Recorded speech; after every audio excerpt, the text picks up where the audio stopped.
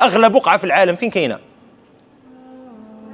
الدار ديال ديك الشيبانيه اللي عاطيه على بيت المقدس مباشره، عندها واحد البويت عايشه فيه هي، ما عندها تكون فيه لا طار تكون فيه واحد 25 ولا 30 متر كاري. تعطوها الملاير، كتفهم شنو هي الملاير؟ تعطوها الملاير باش تخوي هذاك البويت ديالها باش يجي يجلس فيه واحد صهيوني، اولا باش يردموه ويديروا فيه شي حاجه ولا فندق على قبل يحركوا ديك السياحه كيسموها السياحه الروحيه وديك الهضره خاوي ديالها.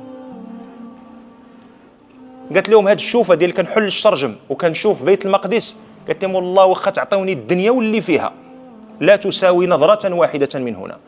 تظن هذا بعد قصفين ديال يومين ولا 3 ايام سيترك ارضه على اعتبار انه راه الاخرين دايرين معاهم اليد باش ملي ضربوهم الغزاوين يهزوا قلوعهم ويهربوا، كتسحبهم فيران، كتسحبهم يعني رتعوا في الدنيا كما رتعنا،